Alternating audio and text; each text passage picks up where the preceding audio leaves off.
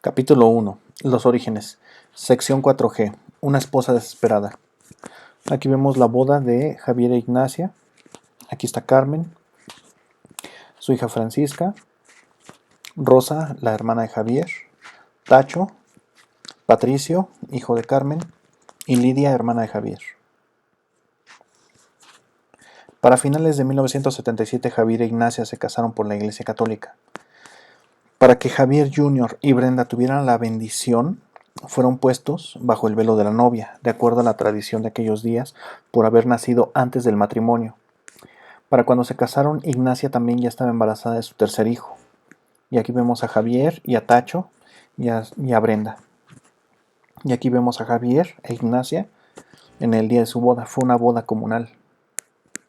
Aquí vemos a Ignacia junto con Patricio, Carmen e Ignacia, y a Javier con su madre Elvira y a Ignacia.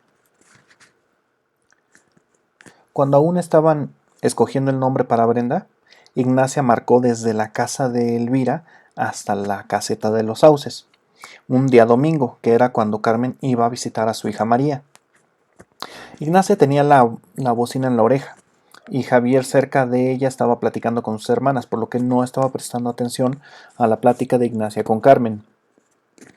Para ese entonces, los nombres más probables eran Brenda, Yasmín y María. Y aquí vemos a Brenda, a Javier y a Sonia. Y aquí también vemos a Brenda. En esta otra foto vemos a Javier, a su hermana Elvira, a Javier Jr., a su sobrina Patricia, a Brenda y a otros miembros de su familia. Aquí vemos a Elvira con Brenda, a Patricia, a Javier, a Alejandra, a Patricia y a Brenda. Carmen preguntó el día del nacimiento de Brenda de la niña que fue llamada Brenda posteriormente, para saber más o menos qué santoral le iba a tocar. Y entonces aguardó unos segundos al saber que era del 9 de febrero y vio en el calendario que tocaba Santa Polonia. Y entonces ese nombre se lo sugirió a Ignacia, el cual no le gustó nada a esta Ignacia, porque ella misma había padecido mucho porque tenía un nombre distinto al de los demás. Entonces lo rechazó al instante, pero no dijo nada.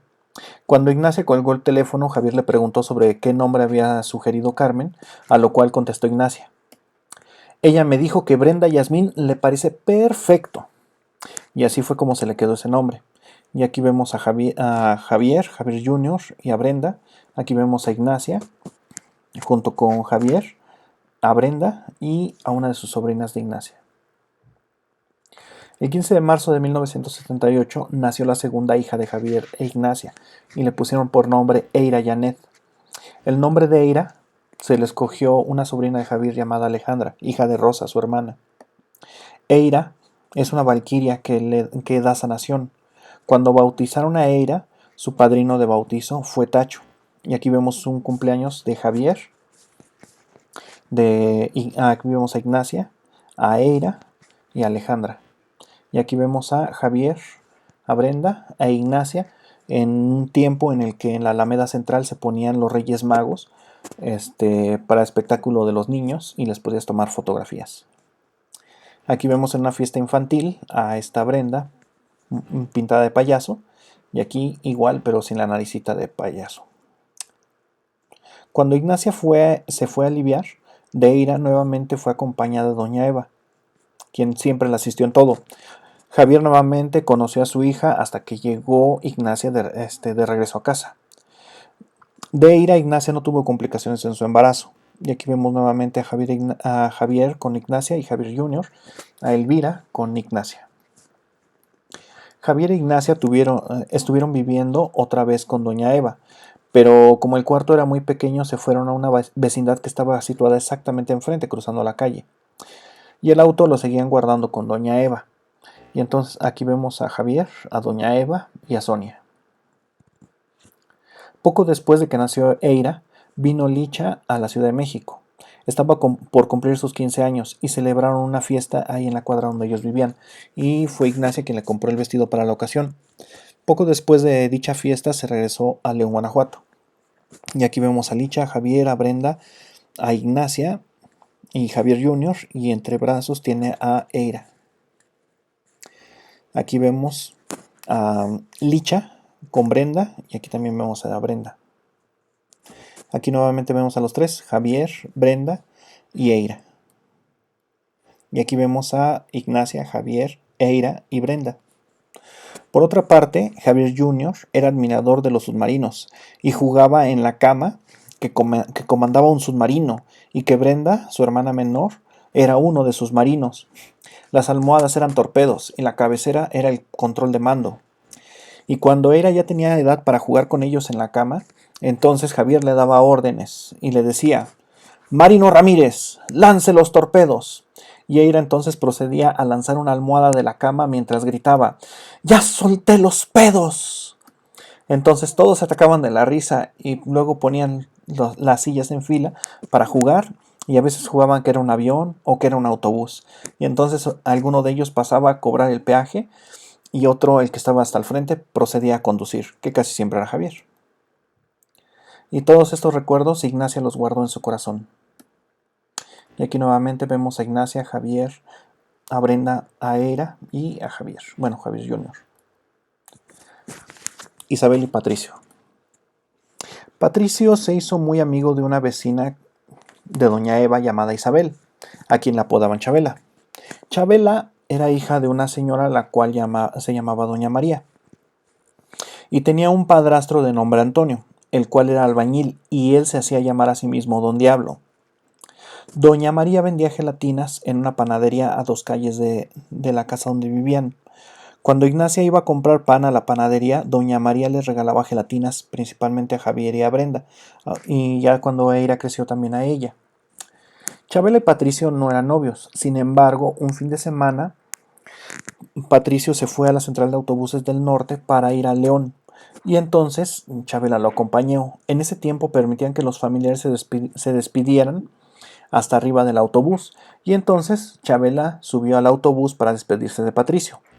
A veces era común que el autobús comenzara a andar y hasta que ya estaba andando se bajaba el familiar del autobús.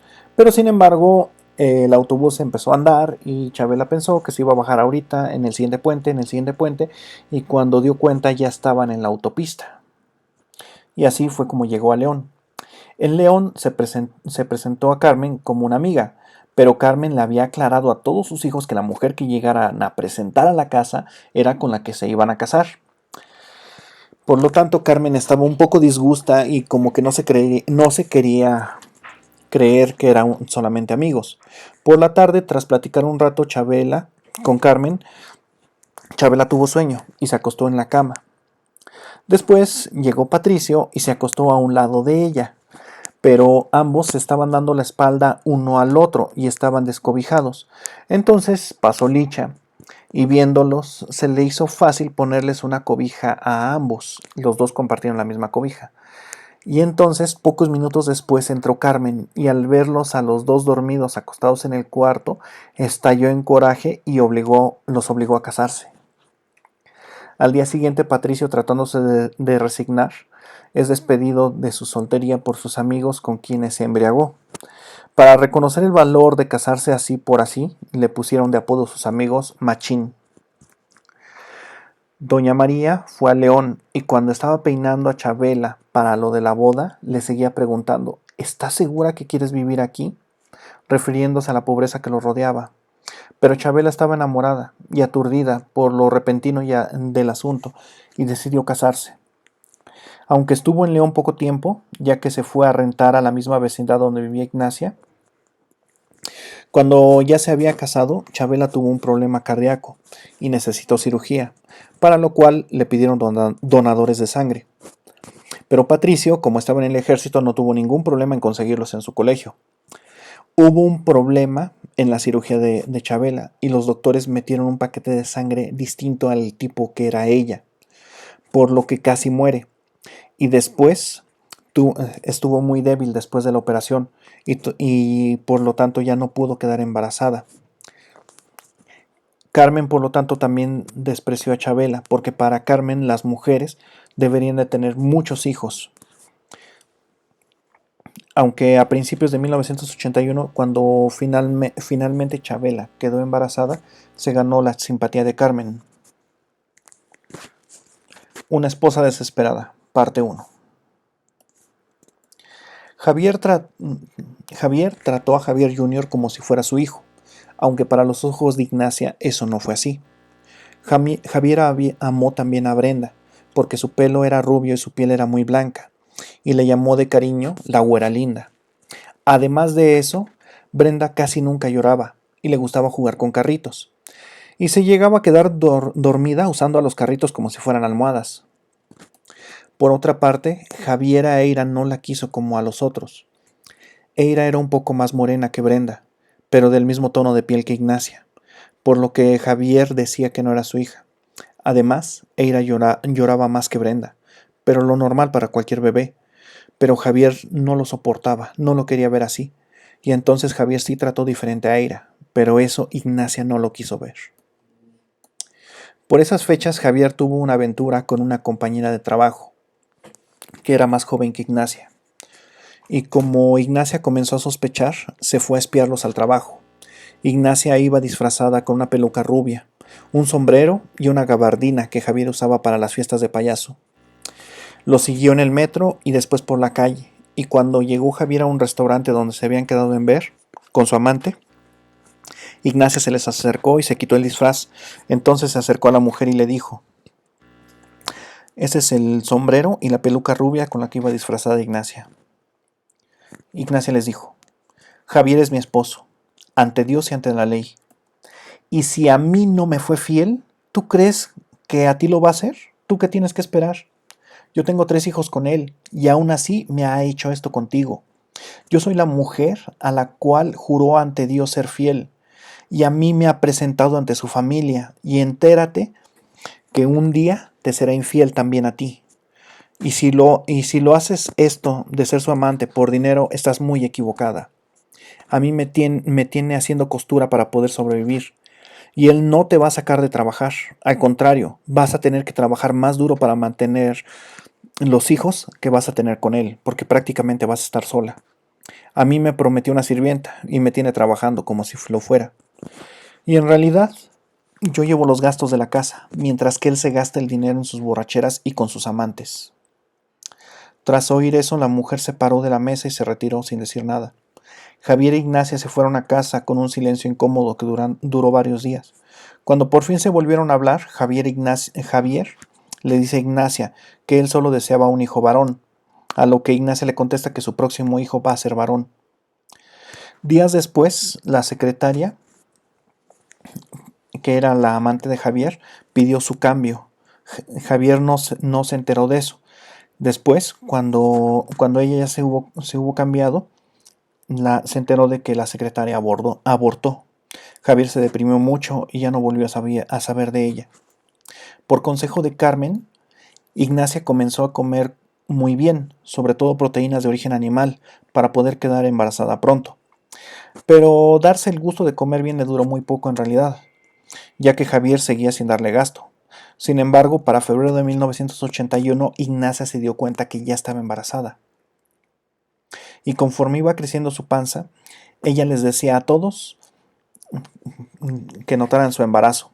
Y les decía: ahora sí, van a ser Paquito, haciendo referencia al nombre que Javier usaba en sus fiestas de payaso, que era así, Paquito. Ignacia nuevamente estuvo delicada en ese embarazo, y aunque ya no podía ir a la fábrica de costura, sí hacía un poco de costura en casa, pero no lo suficiente como para pagar todos los gastos. Aquí vemos a Javier con Carmen e Ignacia. Por otra parte, Patricio, aunque estaba en el ejército, ganaba muy poco. El país estaba entrando en una crisis económica y no les estaban pagando a los soldados de baja categoría. Chabela tenía 2 semanas de embarazo más que Ignacia y vivía en el cuarto de la vecindad junto a Ignacia. Doña María le preparaba caldo de pollo con verduras a Chabela y también le llevaba dinero de lo que ganaba vendiendo gelatinas. De todo esto lo hacía a escondidas don Diablo. ya que Don Diablo decía, ya se casó y ya se amoló.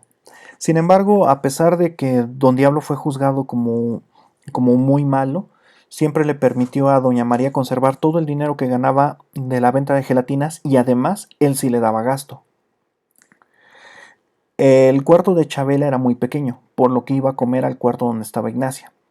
Y de la comida que hacía Doña María, comían Ignacia, Javier Jr., Brenda y Eira. Como duraron casi un año comiendo caldo de pollo diario, Javier Jr. comenzó a odiarlo. En agosto de 1981, Daniel, hermano de Ignacia, también vino a la Ciudad de México, pero él se quedó mucho más tiempo que Licha porque él quiso estudiar aquí la secundaria, ya que en esos tiempos había muy pocas secundarias en León. Y aquí vemos a Daniel en una fuente en Chapultepec. Tiempos de crisis. En septiembre de 1981, Chabela se alivió y dio a luz a una niña, a quien nombraron María del Carmen, por el nombre de sus dos abuelas. Y entonces aquí vemos a Patricio, a Chabela, a María del Carmen, a María y al esposo de María, José Guadalupe. A María del Carmen, de aquí en adelante en la historia, le llamaremos Carmelita. En la Navidad de ese año la bautizaron en León, Guanajuato, y sus padrinos fueron sus tíos. Cuando Ignacia se alivió y recobró fuerzas para salir a trabajar, le exigió a Patricio que se llevara a Chabela a rentar lo más lejos posible de Javier, ya que Patricio se estaba volviendo tan desobligado y ebrio como Javier. Así Patricio se llevó a Chabela a rentar a una zona cercana a lo que se conoce como Cuatro Caminos, que estaba muy cerca de la base militar donde él trabajaba. Vivieron ahí por 9 meses, lejos de la influencia de Javier. Patricio rentó un departamento sin amueblar, el cual fueron llenando poco a poco con cosas del hogar. Doña María sufrió mucho por ese cambio, porque desconsolada buscó a Chabela por todas las vecindades del rumbo, sin embargo no la encontró. Hasta que a las 2 semanas Chabela fue a verla y ya se quedó mucho más tranquila. Aquí vemos a Patricio vestido de payaso junto con Javier y Brenda. Para 1982 el sexenio del presidente López Portillo estaba por terminar, por lo que preparaban su salida él y su equipo. Se la pasaron robando a más no poder. Eso, aunado a la mala administración que llevaron durante todo el sexenio, llevaron al país a una crisis que perduró hasta el siguiente sexenio. Aquí vemos a Patricio, a Carmelita, aquí no se alcanza a ver, pero es Chabela, y aquí sí se ve Chabela y a Carmelita. La falta de pago a los soldados hizo que Patricio se replanteara el volver a León. Le avisó a su casera que iban a dejar el departamento, pero ella insistió en que no lo dejaran y les dijo: yo estoy consciente de la situación de todo el país, todos los soldados y todos los trabajadores de gobierno están así, pero las cosas no pueden durar mal por siempre, quédate. Para 1982 muchos soldados protestaron de que no se les pagara, y para deshacerse de ellos los comenzaron a mandar a prácticas de combate, entre comillas, en Chiapas, en la frontera, y como muchos de ellos no regresaban, les mostraban los uniformes completos a sus compañeros y les decían: han desertado, han cruzado la frontera y son unos traidores a la patria. Les mostraban uniformes nuevos y les decían que habían sido pertenecientes a sus compañeros. Hacían esto para que no les pudieran pagar y no les tuvieran que pagar indemnización a las familias de los soldados. Previamente muchos de ellos habían sido promovidos y como fraternidad era muy común entre los soldados que muchos conocieran a las mujeres de los otros, que se habían quedado sin esposo. Y ahora estas mujeres también eran viudas y los niños ya no tenían padres. Algunos de los soldados se casaron con las viudas de sus compañeros, precisamente por esa fraternidad que los caracterizaba. Patricio pidió sus vacaciones, se fue a León con Chabela y Carmelita, sin embargo ya no regresó. Ahí se dedicó a la carpintería y a la elaboración de ladrillos rojos. Los ladrillos los hacían a partir de barro, el cual humectaban, moldeaban y dejaban secar al sol, y luego lo cocinaban en horno. Esa seguía siendo la actividad principal de San José del Consuelo en esos días. Y aquí vemos cómo están secando ladrillos al sol. Chabela estaba desconsolada por tantos cambios en su vida, no dándole tiempo de asimilarlos todos. Pensó que iba a padecer por la comida, pero Carmen le mostró que cómo se vivía con ellos. En esos tiempos tenían árboles frutales de aguacate, limón, naranja, vid, ciruela, capulín y guayaba, y quizás más. Además, tenían nopales que les daban tunas dulces y choconosles, pitayas, chayotes, chilacayotas, calabazas, verdolagas, maíz, cebolla, tomate verde y tomate rojo, que es conocido como jitomate. Todo sin contar la gran cantidad de plantas medicinales y aromáticas que Carmen cultivaba. Además, tenían chivas que les daban leche diario, puercos, gallinas ponedoras, cóconos, es decir, guajolotes, y llegaron a criar también conejos. Además de eso, Carmen tenía más de 30 jaulas con aves multicolor que cantaban desde el alba hasta la tarde. Todo el terreno que no estaba construido estaba destinado al cultivo o para tener animales. Debido a la diversidad de plantas y animales que tenían Carmen e Irineo, cada mes era temporada de cosechar algo. Mantener todo eso era un trabajo muy arduo que se hacía desde el canto del gallo hasta la noche. Pero sin embargo Carmen e Irineo lo hacían con mucho gusto. Y así fue como Dios bendijo sus últimos días de Carmen e Irineo, y sus carencias habían quedado en el pasado. Aquí vemos a Carmen, a Patricio, a José, a Ignacia, a Javier. Y ese es el fin de la sección 4G.